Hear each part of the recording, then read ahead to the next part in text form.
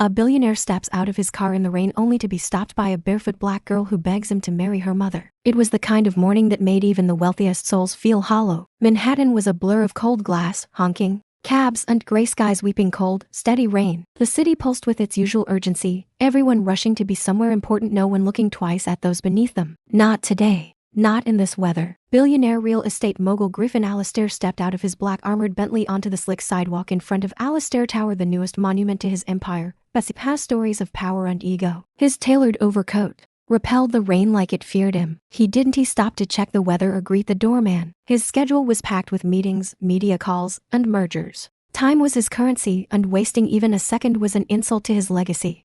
When he saw her, a little black girl, maybe 7 or 8 years old, standing barefoot in the rain. Her hoodie was soaked through, her hair matted, her lips trembling, not from cold but from determination. She stood in front of him, a tiny figure refusing to be ignored. Before his security could shove her aside, she reached out and tugged gently at the sleeve of his $1,000 coat. "Sir," she said, her voice soft but piercing. "Please, will you marry my mama?" Griffin froze. He'd even asked for autographs, business advice, even bribes, but never this. Never something so raw. The guards moved in, but he lifted a hand, stopping them. "What did you just say?" he asked, his voice like gravel. "Please," she repeated, eyes wide, desperate. "Please marry my mama. She is sad all the time. She cries when I am asleep. But if you meet her, I know you will want to." She was scaring, but she stood her ground. And Griffin, against every instinct he had, stood still too. For a long moment, the world blurred behind them, just a sea of umbrellas, rushing suits, and distant taxi horns. The little girl didn't flinch. Her eyes locked with his, unblinking. "What's your name?" Griffin asked finally, not quite sure why he was still talking. "Hope," she whispered. "My name is Hope."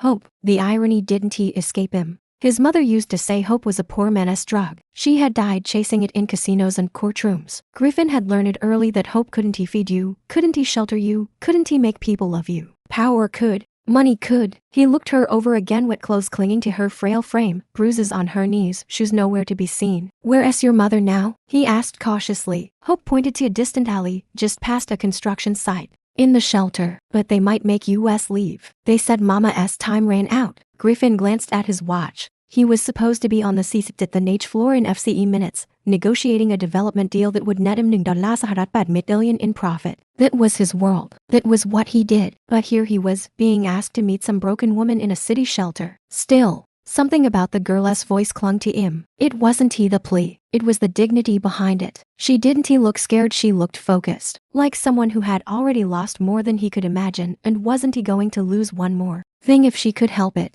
"Come on," he muttered. "Show me." Hope blinked, as if not sure she'd heard him right. "You mean it?" she said. He didn't answer. He just gestured for his doctor's ear to stay with the car and began walking toward the alley. The guards followed, confused and tense. "Sir," one whispered, "you sure you want to go in there? Not the safest spot." Griffin didn't even look back. "I am not asking." The shelter was wedged between a condemned diner and a chain-link fence marked by a faded sign that simply read, "East End Housing Initiate CE." It looked like a place the city had forgotten, a place where hope came to suffocate. Inside, the air was thick with mildew and disinfectant. People lay curled up on cots. Volunteers moved like ghosts. A leaking pipe dripped steadily onto the concrete floor. Hope led him past a partition of beds and blankets to the back corner of the shelter. There, behind a threadbare curtain, sat a woman with her head bowed, stitching the torn lining of a child's jacket. Her skin was a warm chestnut tone, her cheekbones sharp beneath the weariness. Her hair was pulled into a tired bun. She looked up slowly as they approached, blinking at the sight of the man in the $1,000 coat. "Hope," she said, rising quickly. "Where were you?" Then she saw him. Her eyes widened. Not in recognition, she clearly didn't know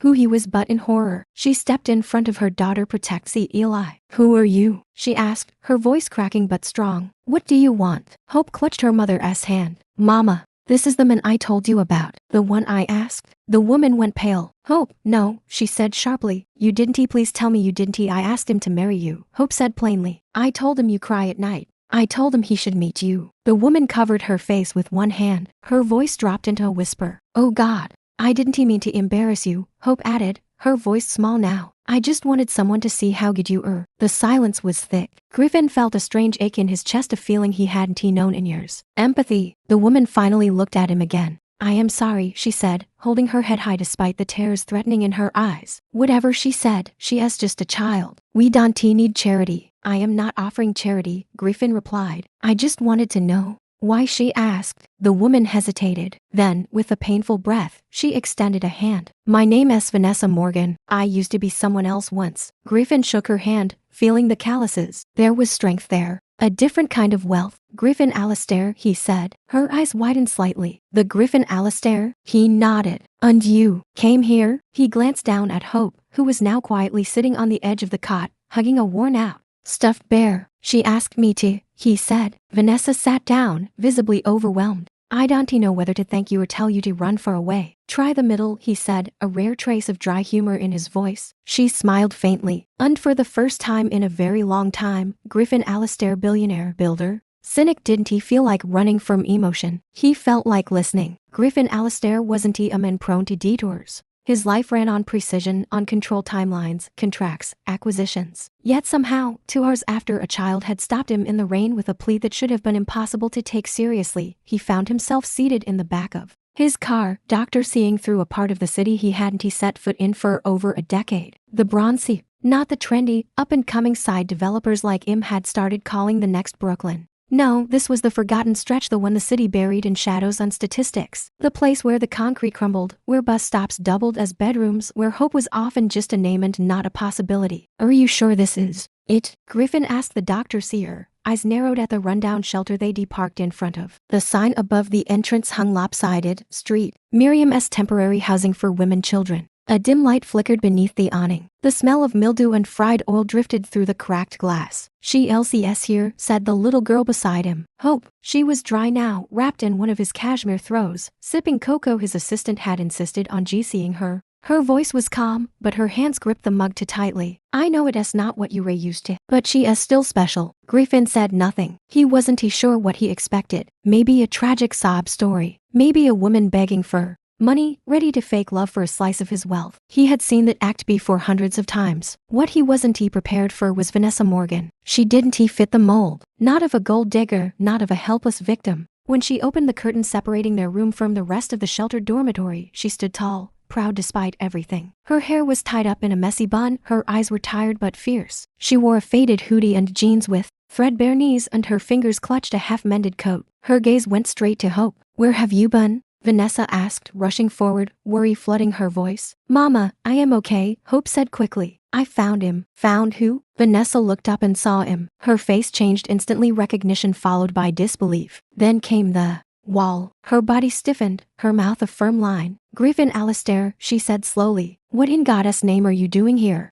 Griffin raised an eyebrow, surprised she didn't stammer or blush. Your daughter asked me to come. To marry me. Vanessa scoffed, shooting Hope a look somewhere between heartbreak and frustration. I told you, we don't beg. Not for food, not for love. It is not begging if it is the truth, Hope whispered. Vanessa turned to Griffin. Look, I don't know what game this is. I assume rich men get bored. Maybe this is some kind of social experiment for your next charity gala. Pity the poor, GC them a Cinderella day. Well, I am not interested. I didn't come to patronize you, Griffin replied, folding his arms. I was curious, she repeated, bitterly. Do you walk into soup kitchens when you were curious too? Griffin didn't flinch, but something in her tone cut deeper than expected. He'd dealt with mayors and Wall Street sharks. None had disarmed him so quickly. Hope stepped between them, small but unwavering. Mama used to be a doctor, she said. She was in school. Then Daddy died and everything got messed up. She tried to go back, but the loans, the bills.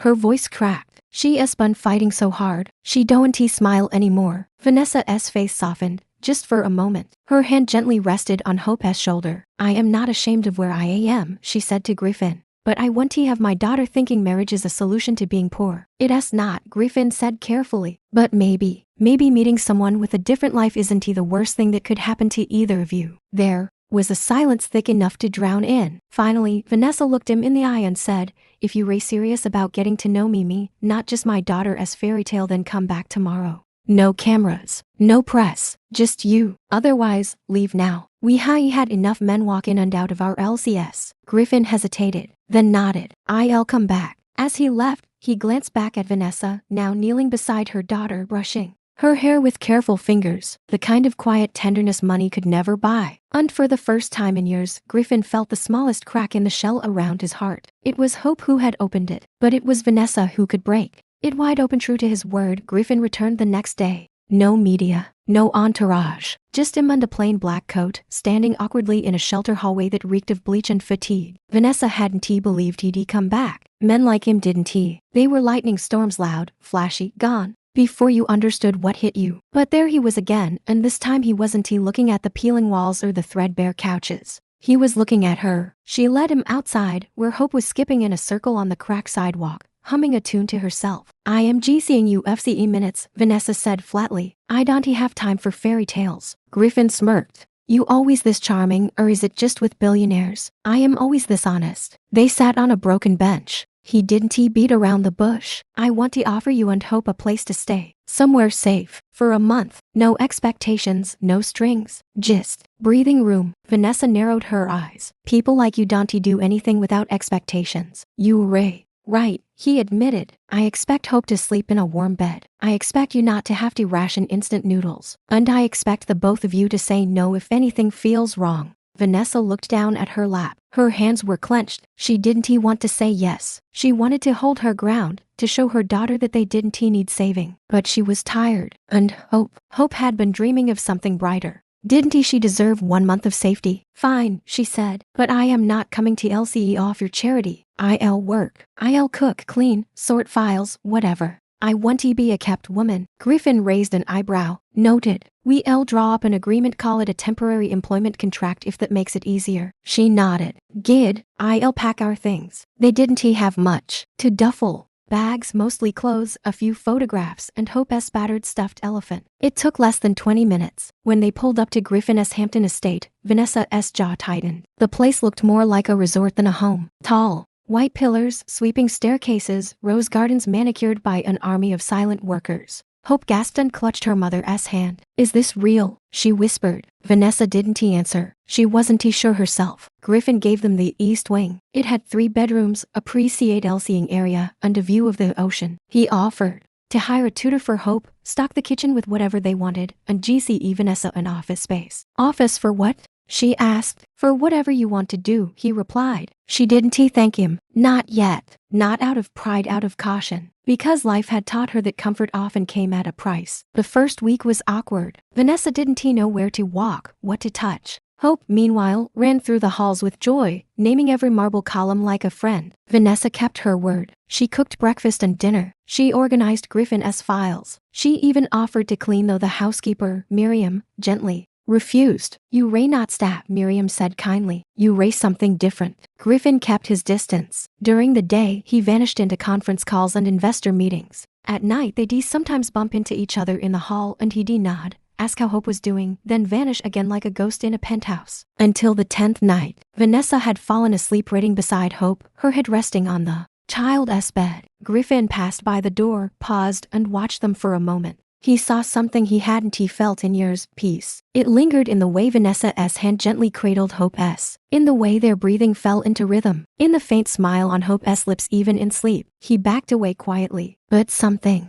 inside him stayed there. Meanwhile, trouble was brewing elsewhere. Cassandra Leclerc returned from her social impact trip to Paris and was LCID to find a woman and child LCing in the estate. When Griffin told her it was temporary, she laughed. Temporary like the 20 charities you never called again? She snapped. She is just another rescue project, Griff. She is not a project. Then what is she? He had no answer. And that terrified him more than Cassandra's fury. The confrontation ended with Cassandra throwing her ring on the kitchen counter. Either she goes or I do. Griffin didn't stop her when she stormed out. The next morning, he found Vanessa in the garden, pruning roses. She left? She asked, without looking up. She did. And you let her? She gave me an ultimatum. Vanessa exhaled. You don't have to explain yourself to me. Griffin hesitated. I don't want this to get complicated. Vanessa finally looked up. Then don't treat me like a problem. I didn't ask you for this life. I am just trying to see it. Griffin stared at her, really stared for the first time, not as a man used to control, but as someone standing at the edge of something unfamiliar. I don't want to go you, he said softly. I think maybe you and Hope are going. Something in me. Vanessa said nothing, but for the first time, she didn't pull away when he stepped a little closer. Griffin had always thought of silence as a luxury. In his world, the only time things were quiet was when something had been conquered, settled, or bought. But in the weeks that followed Cassandra's departure, the silence inside his Hampton estate changed. It wasn't just peaceful, it was LCE. Hope's laughter now echoed down the marbled halls like music. She painted with Miriam in the kitchen, chased butterflies in the garden, and convinced the house chef to let her stir pancake batter on Sunday mornings. She was no longer the trembling child in a hoodie. She had color in her cheeks. She was becoming a child again. And Vanessa was thawing. She still kept her guard up, still insisted on working, still called Griffin Mr. Alistair more often than not, but her walls had cracks now. She smiled more. Once Griffin caught her humming to herself while folding laundry. Another time, he found her asleep on the couch with the law book open on her lap. "You thinking of going back?" he asked. Vanessa blinked awake and sat up straight.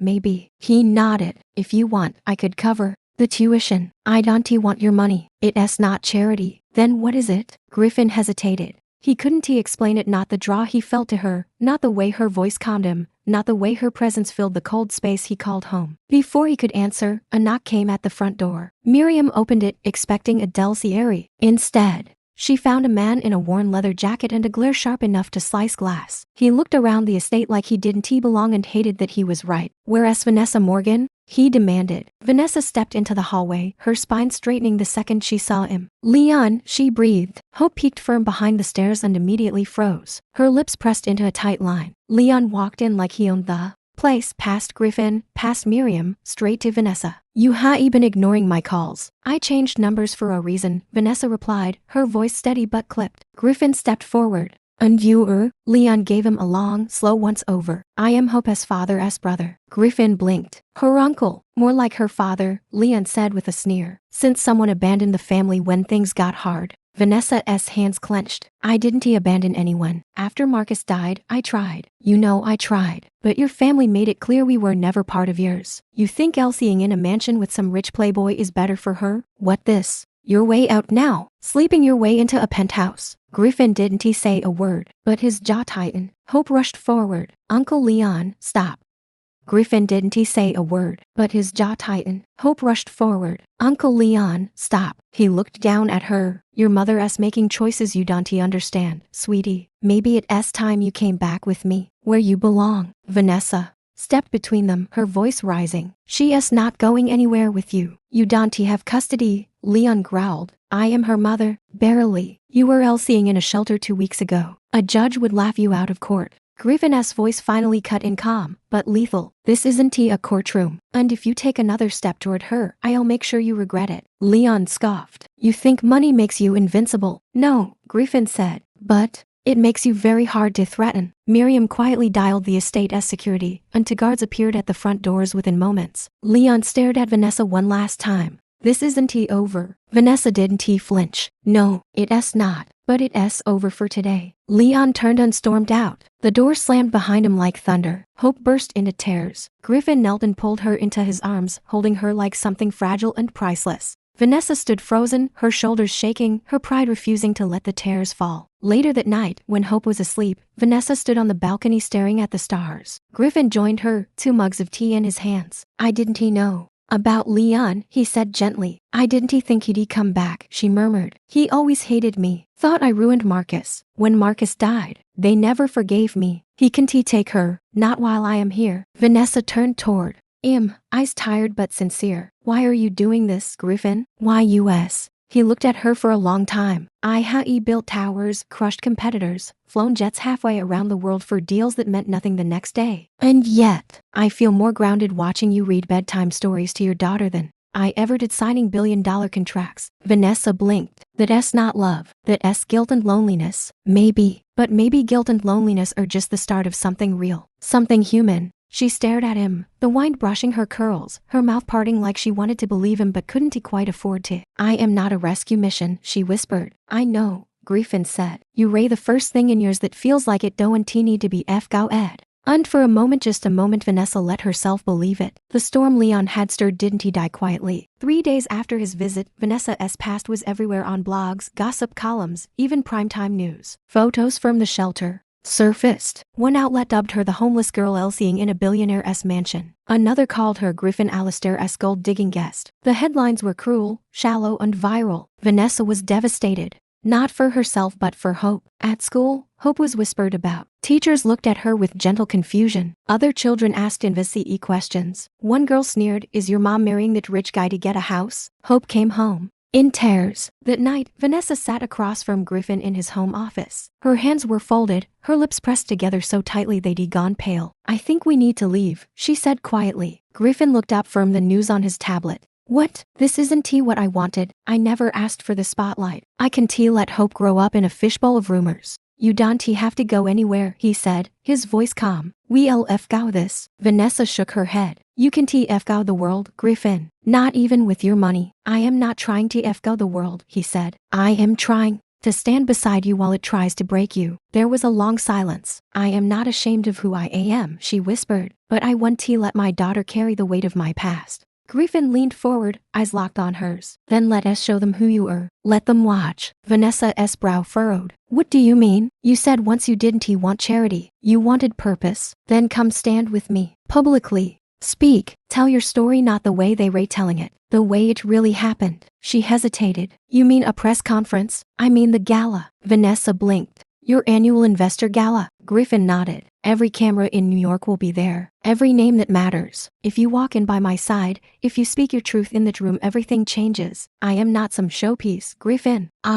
No, you ray the fire that makes everything real." The night of the gala, the city glittered like it knew something was coming. Vanessa wore a deep blue satin dress, simple but elegant. Hope helped her do her hair, whispering, "You look like a queen, Mama." Griffin met them at the bottom of the grand staircase, speechless for a full 3 seconds. "You look like truth," he finally said. She smiled softly. "Let us go cause a storm." The ballroom was ablaze with gold, chandeliers, and noise. CEOs, celebrities, and reporters turned the second Griffin entered, then froze when they saw who was on his arm. Whispers broke like waves. "Is that her? The homeless girl?" "No way. She is stunning." Vanessa held her head high. The first half of the evening passed in a blur of small talk and stares. Then Griffin stepped onto the stage. A hush fell. "Ladies and gentlemen," he began. Tonight was supposed to be about annual reports and growth projections. But I changed the agenda. He paused. I spent years talking about assets and valuations. But the most valuable thing I found in the past year has nothing to do with money. It has everything to do with integrity, with courage, and with the kind of love that surpasses storms. He turned toward Vanessa. "And I'd like her to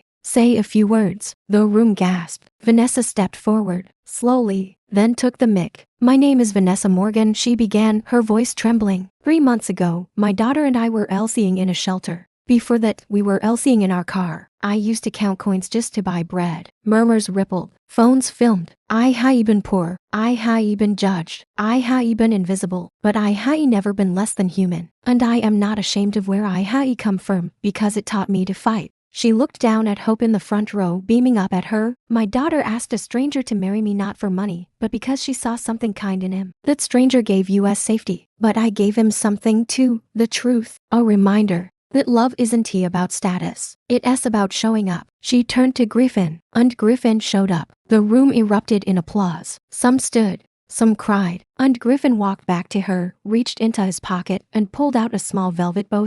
Vanessa's eyes widened. "This wasn't the plan," she whispered. "No," he said softly, "but I learned that plans change when something real walks into your life." He opened the bow. Inside was a simple gold band, engraved with one word, Hope. He knelt. "I don't care where you came from. I care where we were going. Vanessa Morgan, will you marry me?" The room went silent. Vanessa stared at him, then at Hope. Then, through tears, she nodded. Yes. The applause that followed could have shaken the skyline. Months later, the headlines changed. From homeless girl invades billionaire's world to billionaire marries woman who taught him what matters. But Vanessa didn't care about the media anymore. She was too busy finishing her law degree, starting a foundation for homeless mothers, raising a daughter who now dreamed in color, not in fear. And Griffin? He never stopped watching them as girls, as if every moment was the real fortune he'd been chasing all along. Because in the end, he hadn't saved them. They had saved him. Griffin didn't say a word, but his jaw tightened. Hope rushed forward. "Uncle Leon, stop.